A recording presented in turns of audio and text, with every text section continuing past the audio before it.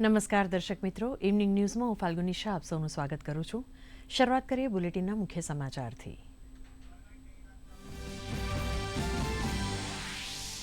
મુખ્યમંત્રીની અધ્યક્ષતામાં મળેલી કેબિનેટની બેઠકમાં સુરતવાસીઓ માટે માતબર રાહતની જાહેરાત. નાના વેપારીઓ, લારી ગલ્લા અને પાકી દુકાનો માટે ₹7,500થી માંડીને 1 લાખ સુધીની સહાય, તો જીએસટી ફાઇલ કરતા વેપારીઓને 3 વર્ષ માટે 30 લાખની લોનનો નિર્ણય. નુકસાનીના વિડીયોને આધારે 1 વર્ષ માટે મનપાના ટેક્સમાંથી પણ મુક્તિ. ભારત યુકે વચ્ચે વ્યાપક આર્થિક અને વ્યાપાર કરારનો નવો અધ્યાય. ગુજરાતના ઉત્પાદનનો યુકેના બજારમાં સરળ પ્રવેશ. અમદાવાદની સાણંદ જીઆઈડીસીમાંથી 3 કરોડ રૂપિયાથી વધુનું કન્સાઇનમેન્ટ રવાના. તો ભરૂચના ઝઘડિયા ખાતેથી વાહનના સ્પેર પાર્ટ્સની પ્રથમ નિકાસ. સુરતથી ઝવેરાત અને હીરાના પ્રથમ કન્સાઇનમેન્ટનું પ્રસ્થાન.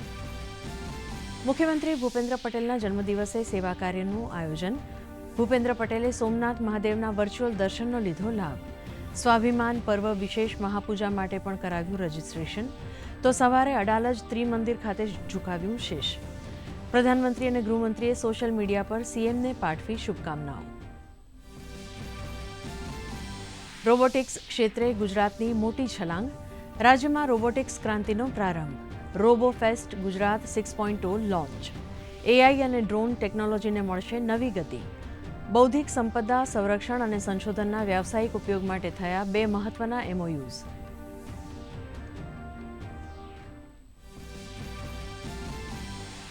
અમદાવાદમાં લોકોત્સવ સમી 149મી રથયાત્રાને હવે ગણતરીના કલાકો બાકી. મુખ્યમંત્રીએ ઉતારી ભગવાનની આરતી. જગતના નાથને આવકારવા અમદાવાદ ચડ્યું હિલ્લોળે. મોસાળ સરસપુરથી માંડીને કોટ વિસ્તારમાં રથયાત્રાને પગલે ઉત્સાહ. પોલીસનું રાઉન્ડ ધ ક્લોક પેટ્રોલિંગ.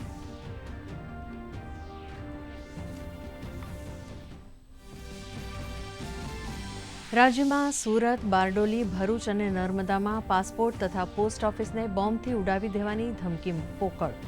ધમકી ભર્યા ઈમેલ બાદ પોલીસનું તમામ સ્થળે સઘન સર્ચ ઓપરેશન. ક્યાંયથી કશું વાંધાજનક ન મળતા તંત્રએ લીધો રાહતનો શ્વાસ.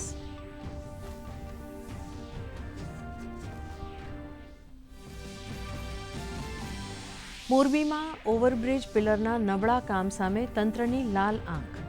નિર્માણાધીન નટરાજ ફાટક ઓવરબ્રિજના પિલરમાં માપદંડ કરતાં ઓછી મજબૂતાઈ જણાતા નાગરિકોની સુરક્ષાને પગલે નબળો પિલ્લર તોડી પાડવાનો તંત્રનો આદેશ. ગુણવત્તામાં કોઈ જ પ્રકારની બાંધછોડ નહીં કરવા માટે તાકીદ. રાજ્યમાં ફરીથી મેઘમંડાળના સંકેત. સવારે 6 થી બપોરે 4 વાગ્યા સુધીમાં 64 તાલુકામાં સાધારણ વરસાદ. સુરેન્દ્રનગરમાં સમી સાંજે વરસાદી ઝાપટા. આગામી 7 દિવસ સામાન્યથી હળવા વરસાદની હવામાન વિભાગની આગાહી. અમદાવાદમાં આવતીકાલે ગાજવીજ સાથે હળવા ઝાપટાની વકી. પ્રધાનમંત્રીની અધ્યક્ષતામાં મળેલી કેબિનેટમાં 7 મહત્વના નિર્ણયો પર મંજૂરીની મહોર. વારાણસીમાં પ્રવાસન અને માળખાગત સુવિધાને મળશે વેગ. વરુણા અને ગંગા નદીના કિનારે એલિવેટેડ કોરિડોરને મંજૂરી. સેમી કન્ડક્ટર મિશન 2.0ને અપાઈ મંજૂરી. તો નવા યુરિયા પ્લાન્ટને પણ મંજૂરી.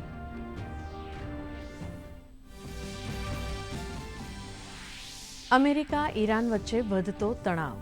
સામસામી ધમકીઓનો સિલસિલો યથાવત. ડોનાલ્ડ ટ્રમ્પે કહ્યું, જો ઈરાન વાટાઘાટો માટે તૈયાર નહીં થાય તો વધશે હુમલા. અમેરિકાએ હોર્મુઝની ફરીથી કરી નાકાબંધી. સમાચાર વિગતવાર. મુખ્યમંત્રી ભૂપેન્દ્ર પટેલની અધ્યક્ષતામાં આજે ગાંધીનગર ખાતે કેબિનેટ બેઠક મળી હતી, જેમાં રાજ્યના મહત્વના મુદ્દાઓ પર ગહન ચર્ચા કરવામાં આવી હતી. આ બેઠકમાં આગામી રથયાત્રાની તૈયારીઓ, સુરક્ષા વ્યવસ્થા અને ખાસ કરીને અમદાવાદમાં કરવામાં આવેલ આયોજનની સમીક્ષા કરાઈ હતી. આ ઉપરાંત રાજ્યમાં વરસાદની સ્થિતિ, તેનાથી થયેલ નુકસાન અને અસરગ્રસ્તોને સહાય આપવા અંગે મહત્વના નિર્ણયો લેવામાં આવ્યા હતા. રાજ્ય સરકારના આગામી વિકાસલક્ષી આયોજનો અને નીતિગત વિષયો ઉપર પણ મંત્રીઓ સાથે વિસ્તૃત ચર્ચા કરવામાં આવી હતી. કેબિનેટની બેઠકમાં ખાડીપુરનો ભોગ બનેલા સુરતવાસીઓ માટે રાજ્ય સરકારે મહત્વપૂર્ણ રાહત પેકેજ જાહેર કર્યું છે. આ પેકેજ હેઠળ સીધી આર્થિક સહાય ઉપરાંત લોન અને વ્યાજ સહાયની પણ ખાસ વ્યવસ્થા કરવામાં આવી છે, જેમાં લારી ગલ્લાવાળાને ₹7,500, નાની કેબિન ધારકોને ₹25,000થી 50,000ની અને પાકી દુકાનોને ₹1 લાખ સુધીની સીધી આર્થિક સહાયની જાહેરાત કરવામાં આવી છે. તો જીએસટી ફાઇલ કરતા વેપારીઓને 3 વર્ષ માટે 7% વ્યાજ ઉપર ₹30 લાખની લોન આપવામાં આવશે. આ ઉપરાંત નુકસાનીના વિડીયોના આધારે 1 વર્ષ માટે મનપાના ટેક્સમાંથી મુક્તિ આપવામાં આવશે. મહત્વનું છે કે આ નિર્ણયથી નાના વેપારીઓને મોટો આર્થિક ટેકો મળશે.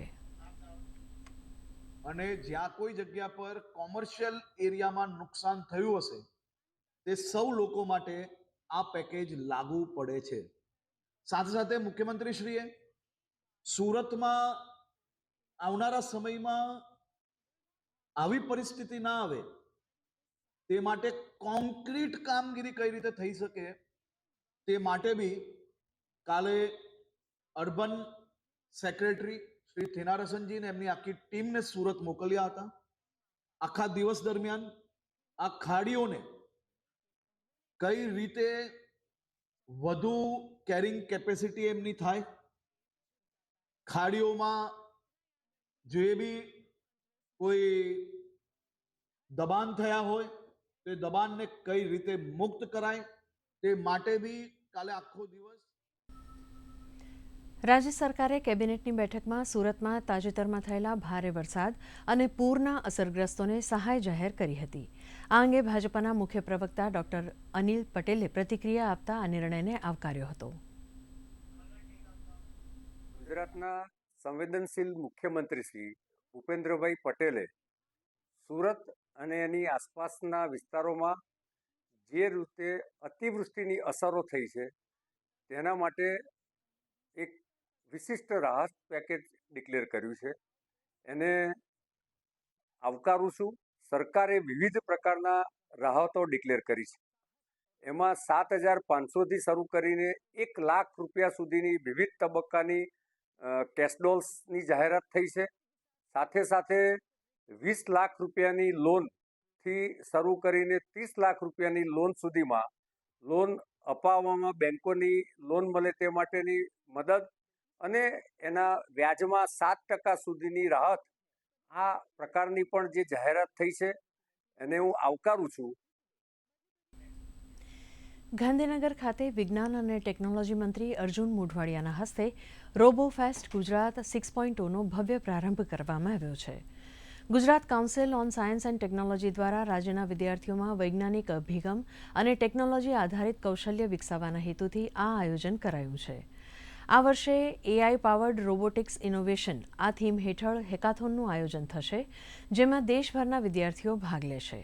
આ પ્રસંગે 2 મહત્વપૂર્ણ એમઓયુઝ પણ થયા છે, જેમાં નેશનલ રિસર્ચ ડેવલપમેન્ટ કોર્પોરેશન સાથે ટેકનોલોજી ટ્રાન્સફર અને રાષ્ટ્રીય રક્ષા યુનિવર્સિટી સાથે રાજ્યવ્યાપી ડ્રોન લેબ નેટવર્કનો સ્થાપવાનો સમાવેશ થાય છે. આ પહેલ ગુજરાતની એસટીઆઈ પોલિસી 2026ના લક્ષ્યોને સિદ્ધ કરવામાં અને સ્ટાર્ટઅપ ઇકોસિસ્ટમને નવી ગતિ આપવામાં નિર્ણાયક સાબિત થશે.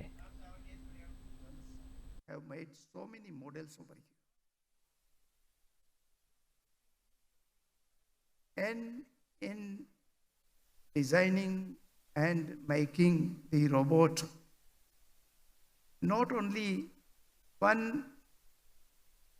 knowledge of one faculty is required.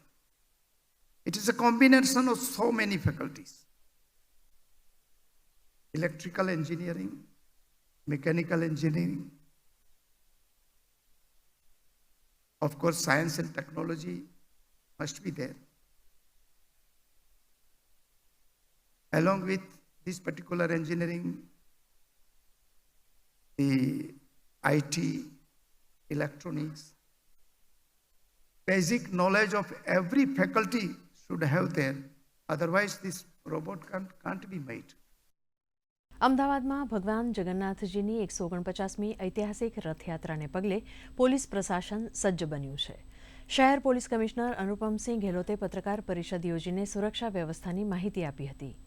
તેમણે જણાવ્યું હતું કે રથયાત્રા શાંતિપૂર્ણ અને નિર્વિઘ્ન સંપન્ન થાય તે માટે સમગ્ર રૂટ ઉપર ડ્રોન સર્વેલન્સ, સીસીટીવી મોનિટરિંગ અને ક્વિક રિસ્પોન્સ ટીમ જેવી અત્યંત આધુનિક વ્યવસ્થાઓ ગોઠવવામાં આવી છે. 31,000 जितने पुलिस के अधिकारी और जवान इस पूरे बंदोबस्त में डिप्लॉयड है. 10 जितने हमारे डीआईजी, आईजी रैंक ऑफिसर हैं, 42 हमारे जो एसपी, डीसीपी रैंक ऑफिसर हैं, 93 हमारे जो डीवाईएसपी, एसीपी रैंक ऑफिसर हैं और लगभग जो हमारे सब इंस्पेक्टर और इंस्पेक्टर मिला के 1000 जितने ये हमारे टोटल ऑफिसर्स हैं। और रैपिड एक्शन फोर्स की 5 कंपनियां, बीएसएफ की 4 कंपनी और हमारी स्टेट रिजर्व पुलिस की 30 कंपनी जो टोटल डिप्लॉय की गई है। ये अलग अलग विस्तारों में जो बंदोबस्त रखा गया है, एक तो हमारा मुहिम बंदोबस्त है, जो रथ, तीनों रथ को लेके चलेंगे, ट्रकों के लेके चलेंगे, जो 101 ट्रक अपने होते हैं, भजन मंडली हो गए, उसके अलावा जो गजराज हमारे 18 गजराज हो गए, जो है हमारे अखाड़ा हो गए, 30 हो गए, इन सब में हमारे बंदोबस्त को क्राइम ब्रांच के अंडर में चलेगी। फिर पूरे रूट के ऊपर जितने भी गली मोहल्ले हैं उसके नाके हैं और अंदर के विस्तार में डीप पॉइंट्स हैं, ऊपर जो छतों पे पॉइंट है, ये सारी चीज़ें जो स्टैटिक पॉइंट में रखा गया है जो है। અમદાવાદમાં 149મી રથયાત્રાની પૂર્વ સંધ્યાએ મુખ્યમંત્રી ભૂપેન્દ્ર પટેલે જમાલપુર મંદિર ખાતે ભગવાન જગન્નાથજીના વિશેષ દર્શન પૂજનનો લાભ લીધો હતો તેમજ ભગવાનના ચરણોમાં પ્રસાદ અર્પણ કર્યો હતો। મુખ્યમંત્રી ભૂપેન્દ્ર પટેલે જગન્નાથ મંદિરમાં સંધ્યા આરતી ઉતારી ભગવાનના સોનાવેશના અલૌકિક દર્શનનો લાભ લીધો હતો। સમગ્ર મંદિર પરિસર રોશનીથી ઝળહળી ઉઠ્યું હતું। આવતીકાલે ભગવાન જગન્નાથ, મોટાભાઈ બળદેવજી તથા બહેન સુભદ્રા નગરયાત્રાએ નીકળશે। અમદાવાદના કોટ વિસ્તારમાં રથયાત્રાને પગલે ઉત્સાહનો માહોલ જોવા મળ્યો છે। મંદિર ખાતે પણ મોટી સંખ્યામાં શ્રદ્ધાળુઓ ઉમટી પડ્યા છે।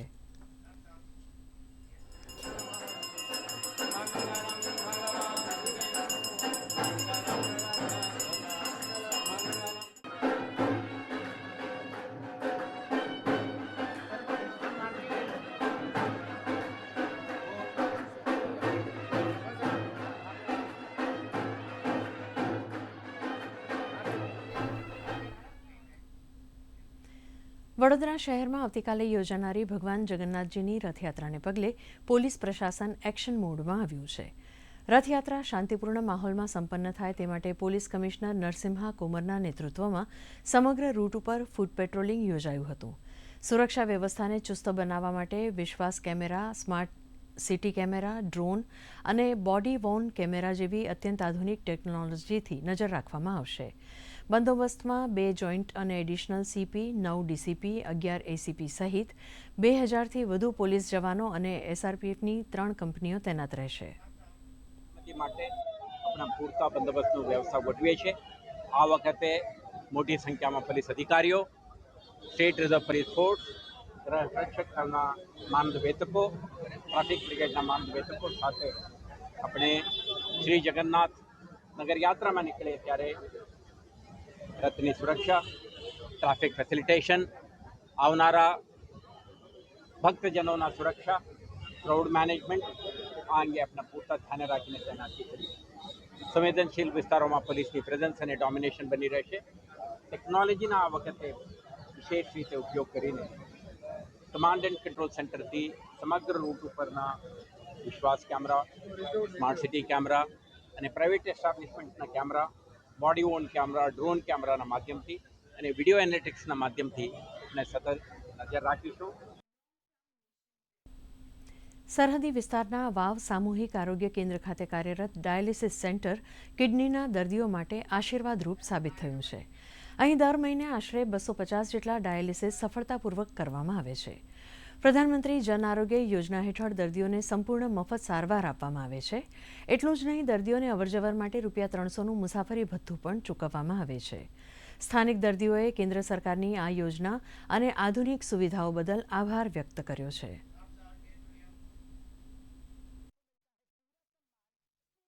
અમારી સંસ્થામાં છેલ્લા 3 વર્ષથી ડાયાલિસિસ સેન્ટર ચાલે છે, જેમાં 4 બેડ છે અને એવરેજ 8થી 10ની દરરોજના ડાયાલિસિસ થાય છે। મહિને 250થી 300 થઈ જાય છે। દર્દીઓને બહુ વ્યવસ્થિત સારી રીતે સારવાર કરવામાં આવે છે। અમારી ડાયાલિસિસની ટીમ છે બહુ સારી છે। પછી દર્દીઓને પીએમજે યોજના અંતર્ગત એમને આવવા જવાના ભાડા પેટે ₹300 એમને ખાતામાં નાખવામાં આવે છે।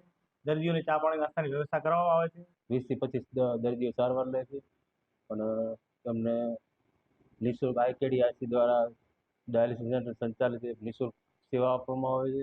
ડાયાલિસિસ કરાવાયા, સરકાર તરફે ઘણો લાભ મળે છે। એક તો આ સુવિધા મળી અને ડાયાલિસિસને ₹300 અમને ભાડા ના મળે। આભાર સરકારની, આ મોદી સાહેબની દેવ હતો। એટલે આ દવાખાના ખોલ્યા એટલે અમારે ક્યાંય જવું પડતું નથી, નજીક અમને સુવિધા મળી રહે। મોરબીમાં ₹80 કરોડના ખર્ચે બની રહેલા ઓવરબ્રિજ પ્રોજેક્ટમાં ફરી એકવાર બેદરકારી સામે આવી છે. મહારાણા પ્રતાપ સર્કલ નજીક બની રહેલા પિલરની તપાસમાં નિર્ધારિત M35 ગ્રેડની મજબૂતાઈને બદલે M33 ગ્રેડ જણાતા માર્ગ અને મકાન વિભાગે લાલ આંખ કરી છે. સુરક્ષાને પગલે તંત્રએ કોન્ટ્રાક્ટરને આ પિલર સ્વખર્ચે તોડીને નવેસરથી બનાવવાનો આદેશ આપ્યો છે.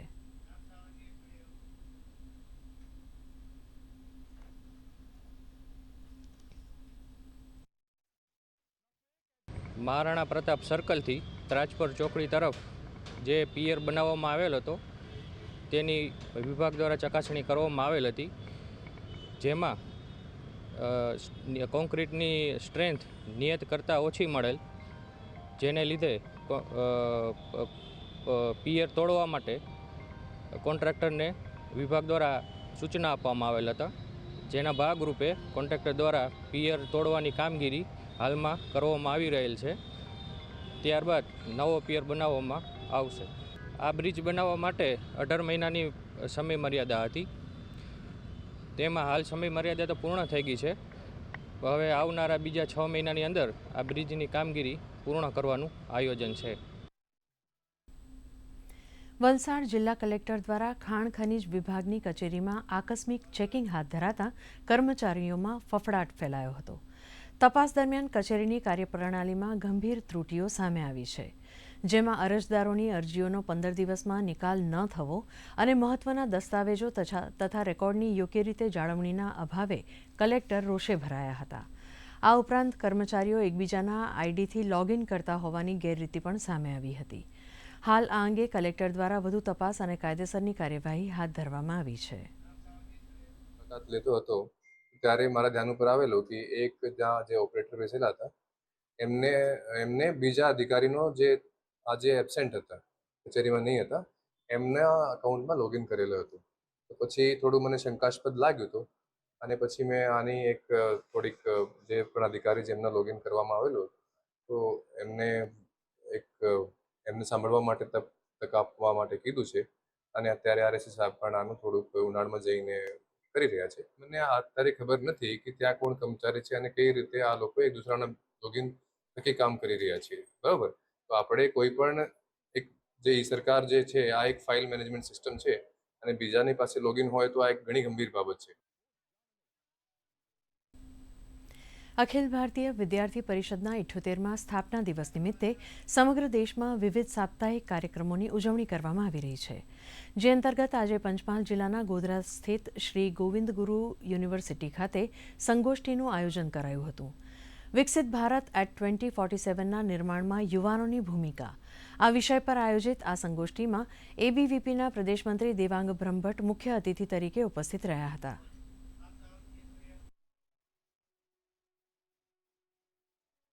વિદ્યાર્થી પરિષદના સ્થાપના દિવસ નિમિત્તે અને રાષ્ટ્રીય વિદ્યાર્થી દિવસ નિમિત્તે ABVP અને શ્રી ગોવિંદ ગુરુ યુનિવર્સિટીના સંયુક્ત ઉપક્રમે વિકસિત ભારતમાં યુવાનોની ભૂમિકા કાર્યક્રમ પર આજે વક્તવ્યનું આયોજન કરવામાં આવ્યું હતું, જેમાં યુનિવર્સિટીના 200 જેટલા વિદ્યાર્થીઓ ઉપસ્થિત રહ્યા હતા અને વિકસિત ભારતમાં જે યુવાનોની ભૂમિકા રહેવાની છે એ સંદર્ભે વાતચીત કરવામાં આવી હતી અને વક્તવ્ય રજૂ કરવામાં આવ્યું હતું. પ્રધાનમંત્રી નરેન્દ્ર મોદીની અધ્યક્ષતામાં આજે દિલ્હી ખાતે કેબિનેટની એક બેઠક મળી હતી. આ બેઠકમાં 7 મહત્વના નિર્ણયોને મંજૂરી આપવામાં આવી છે. આ અંગે કેન્દ્રીય મંત્રી અશ્વિની વૈષ્ણવે પ્રેસ કોન્ફરન્સ યોજી માહિતી આપતા જણાવ્યું હતું કે વરુણા અને ગંગા નદીના કિનારે એલિવેટેડ કોરિડોરને મંજૂરી અપાઈ છે. મોબાઈલ ફોન ઉત્પાદન અને સેમિકન્ડક્ટર મિશન 2.0 અંગે નિર્ણય લેવામાં આવ્યો છે, તો યુરિયા માટે રાષ્ટ્રીય રોકાણ નીતિને પણ મંજૂરી આપવામાં આવી છે.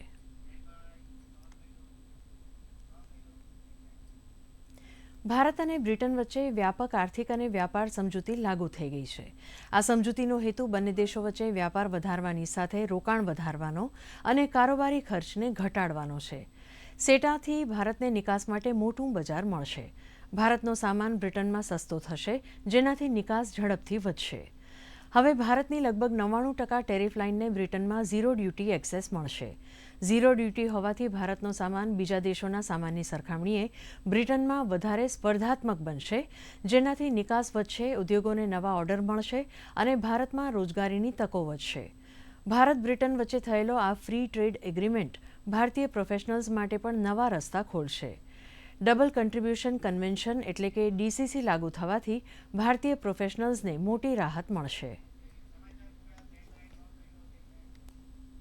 આ સાથે આજનું ઇવનિંગ ન્યૂઝ બુલેટિન અહીં સમાપ્ત કરીએ છીએ. નમસ્કાર.